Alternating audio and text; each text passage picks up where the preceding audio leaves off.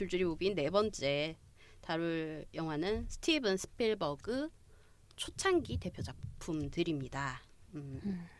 지현 씨 어떤 작품들을 우리 골랐죠? 네, 지금 버들님 얘기한 대로 총 4편이고요.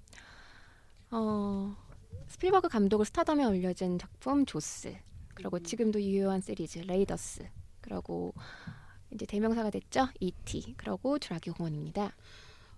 굉장히 딱 듣기만 해도 우리 그 80년대생들이 어렸을 때 한창 보고 자란. 네. 사실 스필버그가 우리의 감수성에 굉장히 많은 영향을 미쳤다고 저는 생각을 해요. 저도 그렇죠. 그렇게 네. 생각해요. 또 이게 고전인 이유가 음. 지금 10대 혹은 20대 초중반들이 들으면 딱 알만한 영화인데 보진 않았을 것 같아요. 그러니까 맞아요. 저희한테는 뭐 벤허나 바람과 그렇죠. 함께 사라지다 이런 느낌이에요. 네. 부모님들이 추천해주셔서 본 영화 정도의 느낌일 것 같은데 어쨌든 레이더스 그러면 모르는 분들이 꽤 많을 것 같거든요. 저는 제 친구가 안 그래도 이번에 뭐 녹음하니?라고 했을 때 이제 뭐 조스, 레이더스, E.T. 주라기 공원 이렇게 얘기했더니 레이더스가 뭐야? 이런 거야. 그래서 인디아나 존스 이랬더니 그러니까 인디아나 존스로 더 많이 알려져 있죠. 그렇죠. 네. 어쨌든 뭐 다들 대작입니다. 네. 대작이고 이름 정말 준호 씨 말대로 보지는 않았지만 한 번쯤은 들어봤을 그런 영화들이고요. 80년대 이상이면은 다 봤을 법한 영화이에요. 70년대생들, 80년대생들, 90년대생들은 잘 모르겠어요. 잘 모르겠지만 80년대생들, 비디오로는 봤을 것 같아요. 80년대생들도 레이더스랑 주라기 공원 정도지 조스는 아마 안 봤을 확률이 클 것 같고 네. E.T.도 많이 안 봤을 것 같아요. E.T.는 그래도 명화극장 이런 데서 많이 틀어주지 않았나요? 그래도 아마 안 봤을 것 같아요. 네, 어쨌든 알겠습니다.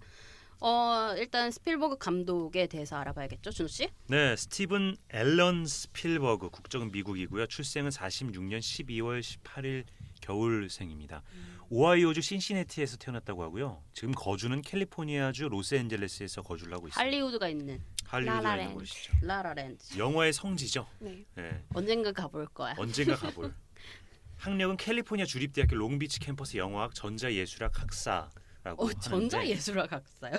뭐 전자예술학 어울리는 면이 있네요. 네. 뭐 직업은 영화 감독이고 활동은 59년부터 현재로 돼 있는데 학창 시절에도 영화를 개봉해서 동네 극장에서 상영을 해서 수익도 냈다고 하고 그리고 우리가 좀 이따 알아볼 대표 작품 중에 첫 번째가 듀얼이라고 TV 시리즈를 영화로 만든 게 있는데 네. 그거 이전에도 이미 헐리우드에서 많이 활동을 했대요. 그러니까 알바 형식이나 뭐 그냥 뭐 그런 형식으로 감독은 아니더라도 그러고 키는 좀 작습니다. 171cm. 근데 그 시대 사람 치고는 큰 거 아닌가요? 그래도 작을 것 같아. 미국이니까. 그래요. 예. 혈액형은 A형이고 종교는 당연히 유대교죠. 네. 그 대표 작품은 듀얼 1971년도에 만든 듀얼을 시작으로 뭐 우리가 다룰 조스, 뭐 미지와의 조, 인디아나 존스와 잃어버린 이게 성계의 레이더스. 추적자 이게 레이더스죠. 네. 그다음에 E.T. 또 뭐 환상 특급 시리즈 그리고 뭐 인디아나 존스, 컬러 피플, 태양의 제국, 뭐 후크, 주라기 공원, 쉰들러 리스트, 라이언 일병 구하기, AI, 캐치 미 이프 유 캔, 마이너리티 리포트, 터미널 이렇게 말해도 더 뒤에 많아요. 뭐 우주 전쟁, 틴틴, 숨 좀 머넨, 쉬세요. 스파이 브리치, 뭐 인디아나 존스 곧 개봉할 5까지 2020년도에 개봉한다고 하네요. 그리고 최근에 레디 플레이어. 레디 플레이어와 먼저 더 포스트. 있었고요. 제가 이만큼 말해드렸는데도 불구하고 안 말한 게 한 반 정도 될 거예요. 네, 맞아요. 그렇습니다. 정말 많은 다작 감독이기도 하고요. 어마어마한 감독이세요, 진짜. 대단합니다. 80년대, 90년대 정말 헐리우드 빅3 중에 하나셨죠? 30년 전에 은퇴해도 전설적인 감독이고 20년 전에 은퇴해도 전설적인 감독일 텐데 아직까지 은퇴를 안 하고 활동을 계속하고 있죠. 리들리 스콧, 또 제임스 카메론, 또 뭐 그런 분들과 어깨를 견주어도 전혀 오히려 그 중에서 오히려 제일 어떤 면에서는 그들을 훨씬 능가한 면도 그쵸. 있고 네, 저도 그렇게 생각해요. 가장 대중적인 감독이라고 볼 수 네. 있을 것 같아요. 네. 그러니까 마이클 조던 같은 느낌이 있어요. 영화의 대명사. 저희 맞아요, 세대에는. 맞아요. 네. 네. 과연 10대, 20대들이 마이클 조던을 알까요? 그런 것처럼 스티븐 스필버그도 잘 모를 겁니다. 네. 10대. 그래요. 타임지가 선정한 20세기 가장 영향력 인물 100인에도 선정이 된 적이 있고요. 네. 그리고 드림웍스 픽처스 요즘 세대들은 모를 것 같긴 한데 이제 우리 없어지지 세대 않았나요? SKG? 네 드림웍스. 지금은 없어졌고요. 근데 네. 이제 그게 합병됐죠. 네, 음. 근데 그런 드림웍스라는 애니메이션 전문 스튜디오 쪽도 창시를 하셨었고요. 뭐 조지 루카스 아까 말씀드렸던 뭐 제임스 카메론이라던가 네. 뭐 그런 분들과 어깨를 나란히 하는 정말 헐리우드 빅3 감독 중에 하나셨고요. 그러니까 그 옛날에 뭐 70년대 후반부터 80년대 그다음에 90년대 초중반까지 헐리우드에서 내로라는 감독들은 전부 다 스티븐 스필버그와 친구들이죠. 그렇죠. 그들과 같이 캘리포니아에서 영화를 즐겨 보면서 서로 교감을 나눴던 사람들이 마틴 스콜세지도 그랬고요. 뭐 네. 여러 감독들과 같이 이제 그 라인이라기보다는 저 서로 이제 영향을 주고 받았다 정도가 그렇죠. 맞는 그러니까 것 축구로 같아요. 따지면 그 세대 그러니까 메시, 호날두, 뭐 음바페 그렇게 얘기하니까 너무 슬프다. 뭐 그렇게 얘기하면은 뭐 옛날에 뭐 지단, 뭐 베컴, 피구 이런 사람들 느낌인 거죠. 그렇죠. 네. 베캄 느낌이라고 볼 수 있을 것 같아요. 네. 네네. 하지만 그들은 은퇴를 했지만 스필버그 감독님은 여전히 활동을 하고 계시다는 네. 거. 네, 그렇습니다. 뭐 하실 말씀 있으신가요?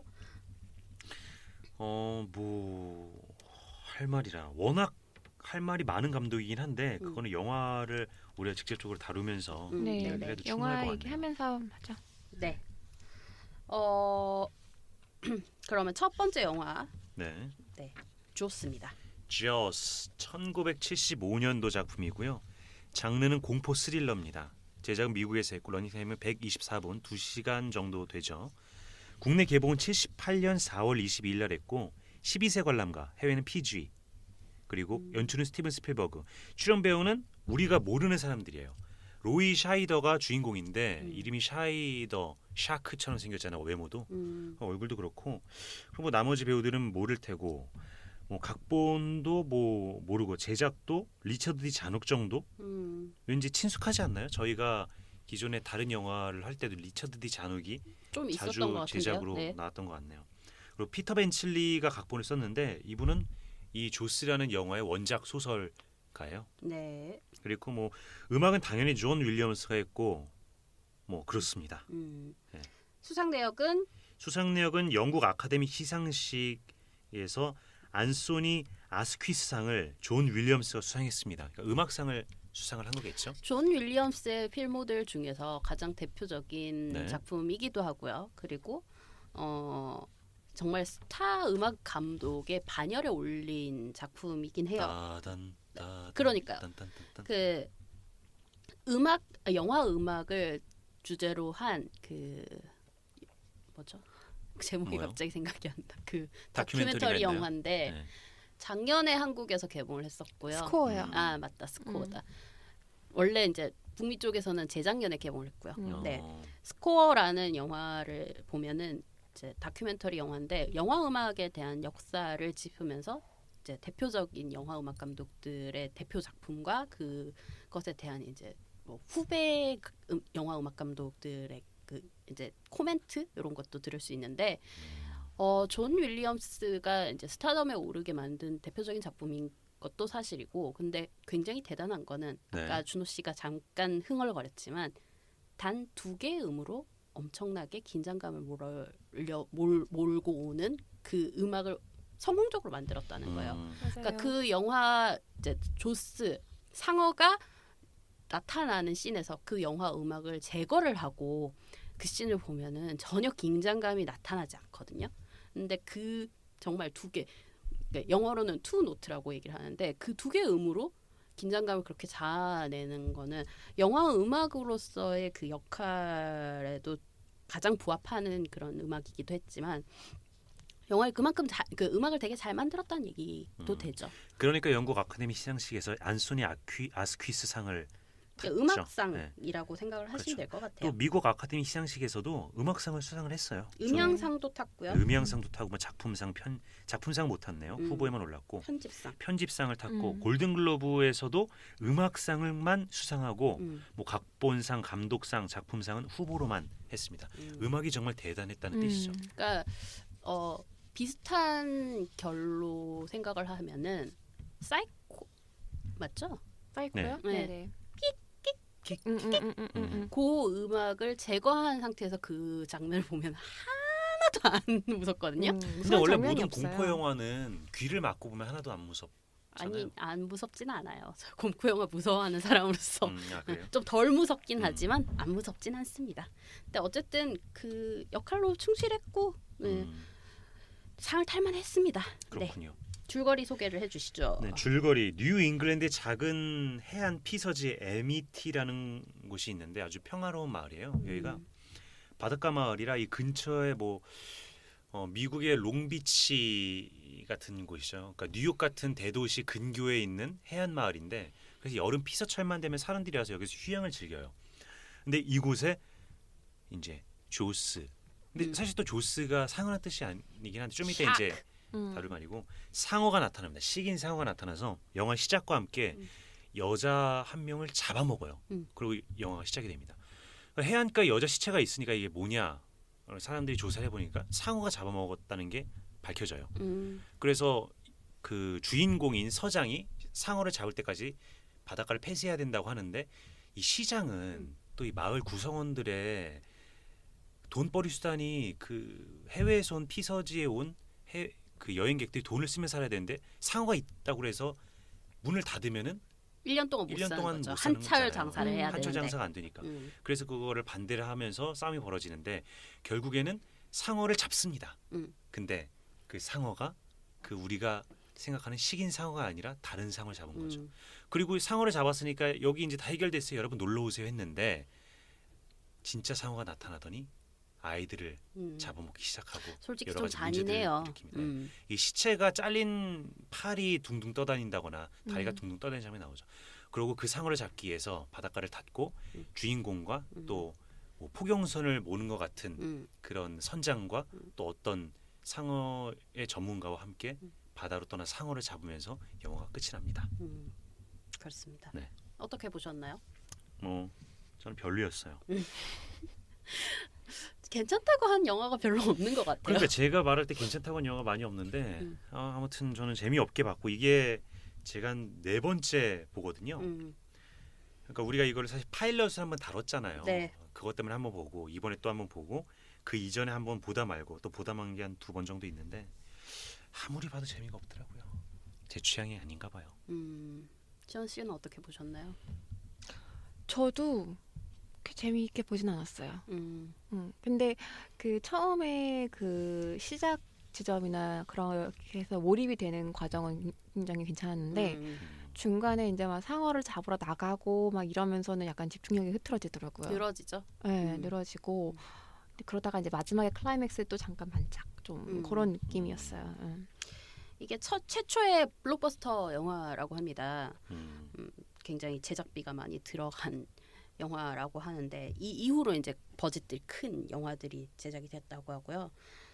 뭐 어쨌든 뭐 굉장히 많은 수익을 당시에 벌어들인 모두 합쳐서 한 4억 7천만 달러 이렇게 얘기하니까 별로 안 와닿긴 한데 네, 이게 70년대잖아요. 네, 70년대 그렇죠. 그것도 초반이고 그러니까 사실 어마어마한 거예요.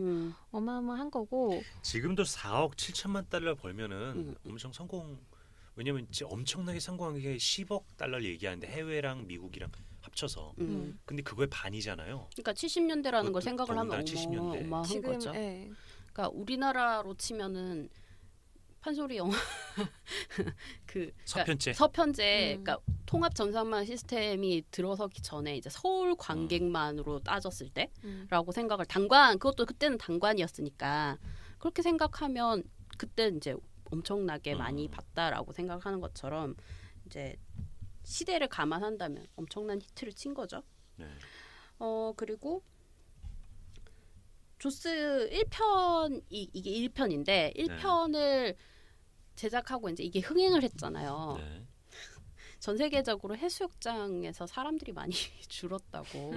이게 되게 줄만하죠. 그때 되게 지금 보면 그렇게까지 무섭진 않지만 그때로서는 굉장히 무서웠던 거죠. 그때는 또 획기적인 그렇죠. 영화였을 테니까.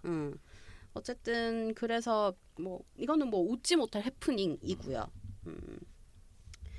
근데 되게 고생하면서 찍었다고 해요. 그래서 뭐 그 촬영 감독이랑 스티븐 스필버그랑 좀 다툼이 있었다고. 그 이후로는 다시는 같이 일을 안 하셨다고 합니다. 안타깝네요. 네. 왜냐면 스티븐 스필버그 그 이후로 엄청 잘 나가는데 많이 그렇네요. 네, 같이 못했다는 게. 저는 이걸 재미없게 본 이유가 뭐 지금 이 시점에 영화관에서 봐도 뭐 그렇게 크게 재미있게 보진 않았겠지만 뭐 집에서 봐서 재미없는 이유도 있겠지만 그것보다 이 어른이 되고 영화를 보면은 여러 가지가 보이잖아요. 그렇죠. 그러니까 하다못해 둘리를 보더라도 어렸을 때는 둘리 재미있다 고길동 나쁜 놈이었는데 어른이 되면 고길동이 불쌍해 고길동이 보이면 불쌍해 어른이 된 보이고, 거라며. 그리고 또 그 이면에 저 어른들이 얼마나 힘들까 어른들의 생활상이 보이잖아요. 제일 나쁜 건 희동이야. 기동이 뭐 그렇긴 하죠. 그런 것처럼 저는 이 작품에 의도하지 않은 이면들이 자꾸 보이더라고요. 그러니까 시장이 누가 봐도 볼 때는 저 시장 나쁜 놈이라고 관객이 해야 되는데 지금 보면은 너무 시장이 이해가 가고 저렇게 결정을 내는 게 너무 합리적인 거예요. 왜냐면 거기도 아직 직선제인가? 아직 오지 않았고 상어는 오지 않았고 그리고 상어를 우리가 실제로 잡았을 수도 있고 그 상황에서 피서객들을 막으면은 마을의 손실이 엄청 발생하는데 그럼 어떻게 보면 시장 입장에서 합리적으로 결정하는 거죠. 그렇게 감정이입이 딴쪽으로 되다 보니까 영화가 좀 더 재미없어지는 거죠. 왜냐면 영화를 볼 때는 감독은 시장은 갈등을 일으키는 나쁜 놈으로 보여야 되는데 좀 연민이 느껴지는 면도 있고. 그게 스필버그 영화의 특징인 것 같아요. 선과 악이 정말 극명하게 드러나고 그러니까 악 쪽에 있는 그 악당 역할을 하는 사람들에 대한 내러티브라던가 서사가 좀 부족해요. 그래서 그냥 얘는 나쁜 놈이야. 그러니까 얘를 미워해 정도. 그러니까 구체적으로 이제 뭐 다른 예시를 들자면 인피니티 워 같은 경우 타노스에 굉장히 공을 많이 들인단 말이죠. 근데 이제 악당도 아까 얘기했듯이 악당도 어느 정도 배경 지식을 깔아서 그거에 있어서 이 뭐랄까 감정이라던가 논리의 그 단계를 하나하나 밟아가서 관객들이 이 영화를 봤을 때 고개를 끄덕끄덕하게끔 만들어줘야 되는데 사실 그런 게 되게 부족해요. 근데 아예 그래서 그런 것 같아요. 근데 그게 아니라, 그러니까 지금 준호 씨가 얘기하는 거는 그게 없음에도 불구하고 지금 그러니까 그러니까 이게 참 불쌍한 이유 중에 하나가 나중에 상을 잡은 줄 알고 피서철에 활동을 하기 열어줬는데 한번 사고가 터지고 병원에서 서장이 시장을 잡고 우리 이거 잡아야 됩니다라고 하는데 시장은 막 내 잘못이 아니야. 나 몰라. 이러고 있잖아요. 근데 보통 악당이라면 심지어 아들 죽을 뻔했어. 네. 그러니까요. 그러니까 이거 보면은 뭐 너무 참 안타깝게 느끼시더라고요. 저는 진짜 공포 영화를 싫어하고 정말 뭐 조스를 뿐만 아니라 뭐 영화 한번 필요에 의해서 보더라도 두 번씩 이렇게 보고 싶진 않은데 이게 과연 공포 영화인가라는 생각은 좀 들어요.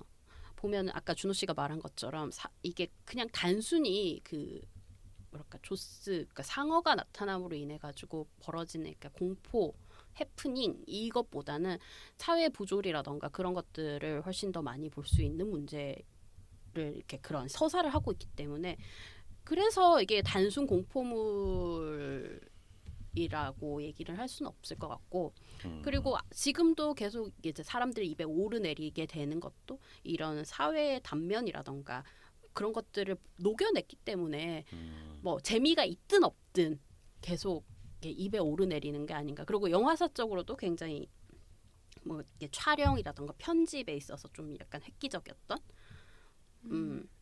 이 영화가 되게 예전에 만들어졌잖아요. 그렇죠. 그러고 뭐 제작비 문제도 있고 해가지고 그 상어를 구현하는데 되게 어려웠다고 알고 있어요. 그때 당시 기술로는 이게 최선이었겠죠. 네. 그래서 사실 이 조스를 보면은 상어가 전면에 드러나는 건 얼마 안 되고 앞에 전면에 드러나기까지 상당히 오랜 시간이 지나는데 사실 그때가 더 긴장감이 있고 스릴이 있더라고요. 그러니까 음악으로도 많이 하고 편집으로도 많이 그렇게 분위기를 만들었는데 이제 아무래도 저희가 이제 몇십 년 뒤에 이걸 보다 보니까 상어가 실제로 나타나는 순간 약간 몰입도가 깨지는 거예요. 그렇죠. 왜냐면 너무 가짜라서. 너무 가짜가 티가 났어요. 네. 근데 사실 이게 지금도 쓰이는 그러니까 기법이긴 해요. 기계에다가 탈을 입혀가지고 지금 이제 최근에 개봉했던 주라기 월드 2, 네. 그러니까 이거를 애니매트릭스라고 애니매트릭스는 애니메트로닉스라고 얘기를 하는데 발음 한번 해주시죠. 뭐라고요? 안 할래요. 하지 마요. 네, 그래서 그게 놀이공원에서도 많이 쓰는 기법이라 뭐 신밧드의 모험 이런 것처럼 그러니까 입을 이렇게 쩍쩍 벌린다거나 그런 건데 그때 당시의 기술력이라던가 혹은 뭐 그런 그러니까 인형 탈이라고 하죠. 탈을 만드는 게 이제 구현하는 게 좀 그래서 그랬고 또 이게 기계가 고장이 많이 났대요. 네. 아니 그랬을 것 같아요. 그런데 또 물속에서 하니까 또 고장나겠죠. 그러니까 그래서 그 전이 진짜 편집의 그 힘을 느낄 수 있는 거예요. 되게 그 상어가 안 나타나는데도 불구하고 재밌거든요. 네. 그러다가 이거 상어가 나타나면서 뭐야 저거였어? 약간 이렇게 되면서 이제 조금 긴장이 깨지는 면이 조금 아쉬웠어요. 네. 124분 중에서 81분까지는 상어가 나타나지 않아요. 그때까지가 재밌어요. 네, 그때까지가 재밌습니다. 근데 그게 그럴 수밖에 없었던 게 이 기계가 자꾸 고장이 나가지고 그러니까, 찍을 수가 없는 거예요. 그래서 이게 차선책으로 그렇게 했는데 오히려 그게 더 퀄리티를 높이는. 제가 알기로도 그렇게 해가지고 뭐 상어가 나타났다가 나중에 스필버그가 보더니 다 날렸대요. 그거를. 왜냐면은 너무 까차 같으니까 차라리 그러면 상어가 없는 형태로 이렇게 편집을 하고 뭐 재촬영하고 이랬는데 이게 더 성공적이었던 거죠. 그러니까 그러니까 이 카메라 앵글을 보면 상어가 직접적으로 나타나지 않되 상어의 시점에서 찍어요. 그게 그렇죠. 굉장히 획기적이었던 거예요. 그래서 아마 촬영 감독이 싫어하지 않았을까. 그렇죠. 개고생을 하셨겠죠. 네. 우리말 따나 개고생을 하셨겠죠. 그리고 이제 다시는 스필버그랑 작품을 안 하셨죠. 조금만 이게 더 또 하시지. 제목이 조스잖아요. 네. 근데 사실 조스바도 있고 그래서 사람들이 조스가 상어라고 생각을 하는데 사실 자의 복수형. 네, 조스. 턱이에요. 네, 그렇죠. 왜 그러면은 조스일까요? 그러니까 샤크라고 한다거나. 왜냐면 뭐 제 그러지 생각에는 않고. 지금 여기 이 영화의 포인트는 네. 그거를 물리는 그거잖아요. 근데 그거를 그러니까 사실 상어가 그냥 지나가면은 그 돌핀하고 비슷해요. 돌고래랑 비슷해. 그런데 그걸 차이점을 만드는 게 그 상어의 네, 이빨이라고 볼 수 있는 거죠. 아, 그래서 조스. 그렇지 않나라는 생각을 해요. 갑자기 수족관 가고 싶네. 다시 가서 보고 싶네. 그리고 우리나라는 보통 영화 제목을 영어를 그냥 한글로 쓸 때 복수형을 빼잖아요. 네, 다크나이트 그렇죠. 라이지스인데 라이즈로 하고. 근데 조스는 자로 하지 않고 조스로 했네요. 네, 그렇군요. 뭐 리부트까지 필요 없겠죠? 리부트하기엔 너무 많은 시간이 지난 것 그리고 같아요. 이게 또 시리즈잖아요. 네, 1, 2, 그렇죠. 3, 4편이라고. 1편만 성공을 했고 2편부터는 또 그래서 보면은 그 백투더퓨처에 마티가 미래로 갔을 때 2018년도인가 2017년도인가로 가잖아요. 미래로. 거기에 보면 조스 22편이 개봉 하나만 그렇게 나왔던 장면도 생각이 나네요. 어쨌든 저는 이 영화는 상어 얘기보다는 안전불감증에 관한 영화라고 생각을 해요. 어때요? 이게 청취자들께 추천할 만한 영화인가요? 한 번쯤은 한 번쯤은 볼 만한? 저도 한 번 본 거는 후회하지 않아요. 제 생각에는 영화에 관심 있는 분들이라면은 그러니까 약간 영화의 역사나 막 이런 거를 알고 싶으신 분들은 그래도 한 번쯤은 봐야 되는 영화가 아닌가. 약간 교과서적인 영화잖아요. 그렇죠. 음악도 그렇고 편집도 그렇고 뭐 촬영도 그렇고. 그러니까 진짜 이게 고전이라 그러니까 일반 대중들은 뭐 플라톤 향연 이런 거를 볼 필요 없지만 거기도 아는 척을 하고 싶다거나 전공자들은 한 번쯤 봐줘야 되잖아요. 시민 케인 보신 분은 보십시오. 뭐 그 정도의 느낌으로. 시민 케인이나 리미에르 형제의 기차의 도착 이런 거 보시는 분들은 네, 보십시오. 그거 한번 봤다고 말하고 싶다는 사람들은 보고 그게 아니라면 꼭 볼 필요는 없는 영화라고 생각을 합니다. 근데 확실히 그러니까 뭐 그러니까 영화 음악을 하고 싶어하는 분들 그분들은 좀 보시는 게 어떨까라는 생각도 들고요. 그렇군요. 저는 그래요. 이게 뭐 영화사적으로 의미가 있다. 네. 오케이. 뭐 그것도 그렇고 뭐 역사를 관심이 있는 사람 오케이. 근데 계속 이렇게 사람들이 입에 오르내린다는 것 자체가 그러니까 뭐 꼭 내가 공감을 하지 못해도 뭔가 이렇게 가치가 있기 때문이거든요. 고전의 가치는 그러니까 변하지 않는 그 가치, 이유가 있는 거예요. 거죠. 그래서 네. 저는 뭐 꼭 영화에 관심이 있으신 분들 혹은 뭐 영상을 전공하시거나 영화를 전공하시는 분들 뭐 업으로 하시는 분들이 아니라도 한 번쯤은 볼만할 것 같아요. 재미가 없다는 걸 감안을 하고 보시는 게 그냥 틀어놓고 딴짓 하셔도 처음에 그 딴짓해도 어택신 스트레스 같은 경우 받아요. 그래요? 음악 때문에 아 그거는 맞아요. 그래요. 그렇긴 한데 그래도 사람 불편하게 만드는 뭔가 그, 불편해. 여기 있어. 그만큼 윌리엄스가 음악을 잘 만들었다고 해주죠. 그렇죠. 그렇습니다.